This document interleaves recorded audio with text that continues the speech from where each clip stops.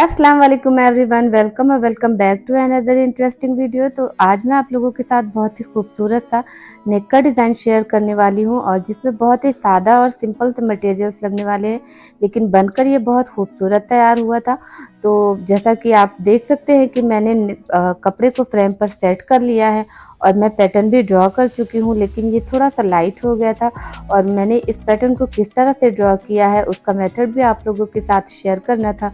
तो इस वजह से मैं दोबारा से ये पैटर्न जो है वो ड्रॉ कर रही हूँ आप लोगों के सामने, ताकि आप इसे देखकर इजीली इस पैटर्न को समझ सके। तो यहाँ पर ये मेरा पैटर्न बनकर रेडी हो गया है। आप चाहें तो इसका स्क्रीनशॉट लेकर कर सकते हैं। उसके बाद मैं आपको मटेरियल दिखाने लगी हूँ। तो सबसे पहले मैंने ये वाइट कलर के मोती लिए हैं। इसका साइज़ जो है वो शुगर बीट से थोड़ा सा बड़ा है और यहाँ पर मैंने लिया है ये गोल्डन कलर का कटदाना। गोल्डन कलर के ये पत्तियों के शेप के सीक्वेंस हैं और इनके दोनों साइड में होल्स है, जिसे आप इजीली इसको टाके लगा सकते हो। और उसके बाद मैंने ये सिल्वर कलर के मोती लिए हैं। इनका शेप मैं आपको दिखा रही हूँ, ये बहुत ही छोटे छोटे से थे। इनका साइज़ जो था वो शुगर बीट से भी कम था। फिर मैंने लिया गोल्डन कलर का शुगर बीट्स और ये मेरे दोनों हथियार, मतलब मेरा धागा और सुई। ठीक है। उसके बाद फिर मैं सबसे पहले यहाँ जो पॉइंट है नीचे का, जो यहाँ से मैं शुरुआत करने वाली हूँ।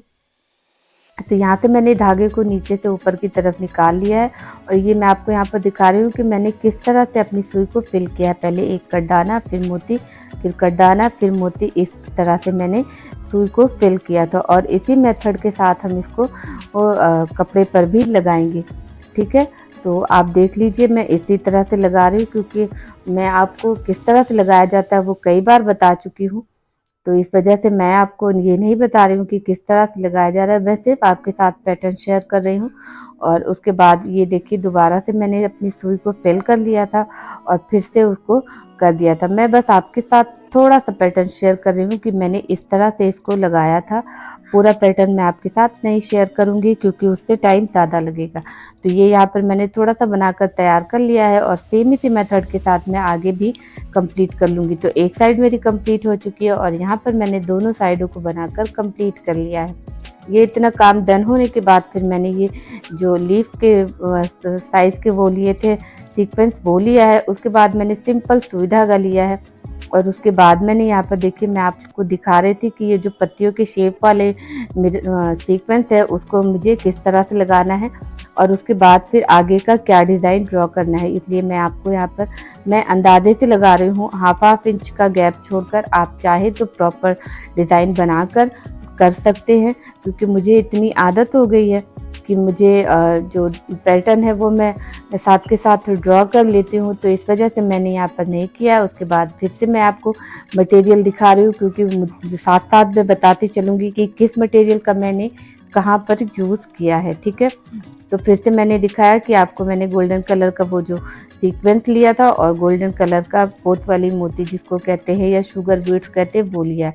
तो सबसे पहले सीक्वेंस को सुई में निकालना है। उसके बाद फिर मैंने 3 मोती लिए हैं और उसके बाद उसको सेट करके अच्छे से, जहाँ पर आपको टाका लगाना है, सुई को ऊपर से नीचे की तरफ होल में डाल के निकाल लेना है और इसी तरह से एक एक करके अपनी सारी पेटल्स को कंप्लीट कर लेना है। ठीक है। अगर आपको नहीं समझ में आ रहा है तो आप फिर से इस प्रोसेस को देख लीजिए कि मैं किस तरह से लगा रही हूँ। और ये सारी पत्तियां लगाने के बाद फिर मुझे ध्यान आया कि मैंने इसमें एक एजेस में जो किनारे होते हैं, मैंने उसमें टाके एक्स्ट्रा नहीं लगाए थे, तो ये सिलाई खुल ना जाए, इस वजह से मैंने इसमें सब में फिर से एक्स्ट्रा एक एक टाके लगा दिए थे, ताकि ये अच्छे से मजबूत हो जाए और जब हम इन कपड़ों की धुलाई करें तो ये कहीं भी ना जाए। ठीक है। इतना वर्क कंप्लीट करने के बाद फिर मैं आगे आपको प्रोसेस दिखाती हूँ कि आगे मुझे क्या करना है इसमें।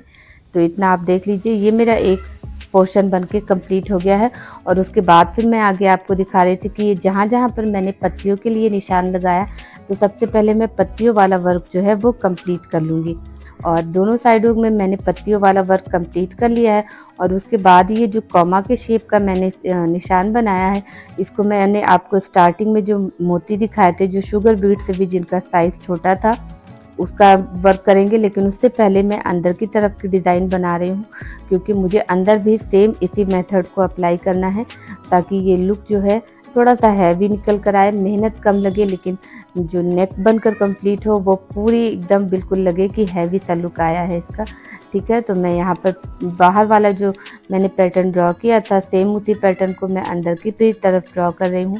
बस आपको इस चीज़ का ध्यान रखना है, जहाँ पर बाहर हमने पत्ती बनाई है वहाँ पर अंदर कॉमा के शेप वाला बनाना है, और जहाँ पर कॉमा के शेप का बनाना है वहाँ पर हमें पत्तियाँ लगानी है। इस तरह से कंप्लीट करना है। उसके बाद ये दोनों साइड के एजेस में जो बीच का जो हिस्सा खाली रह गया था पोर्शन, वहाँ पर मैं एक सीक्वेंस लेकर उसको बीचों बीच सेंटर में सेम उसी मेथड से बनाकर मैं लगा दूंगी, जैसे मैंने बाकी पत्तियों को अप्लाई किया है। ठीक है, उसके बाद फिर से मैं अपने सुई धागा को ले रही हूँ, मैं मेरी आरी नीडल को, और यहाँ पर मैंने आपको साथ के साथ मटेरियल दिखा दिया कि यहाँ पर मैं किस चीज़ से क्या बनाने वाली हूँ। फिर वही मोती मैंने लिया था जो मैंने स्टार्टिंग में आपको दिखाया।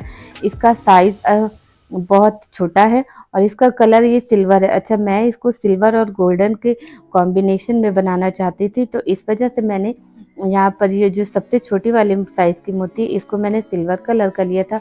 अगर आप चाहें तो आप गोल्डन भी बना सकते हैं, लेकिन मुझे इसके थोड़ा सा कॉम्बिनेशन में बनाना था, तो इस वजह से मैंने सिल्वर का लिया है। आप चाहें तो इसमें और भी कुछ कलर वगैरह ऐड कर सकते हैं ताकि ये थोड़ा सा और कलरफुल हो जाए। उसके बाद मैं आपको दिखा रही थी कि ये मेरा यहाँ पर बनकर कंप्लीट हो गया है। ये लगभग मेरा हाफ से ज़्यादा कंप्लीट हो गया, बस इसमें थोड़ा सा वर्क और बचा है। बीच में जो मुझे बूटियाँ बनानी है, उसके लिए मैंने लिया गोल्डन कलर का सीक्वेंस और गोल्डन कलर का कटदाना। ठीक है, उसके बाद जहाँ से मुझे बूटी बनानी है वहाँ के सेंटर से मैंने निकाला।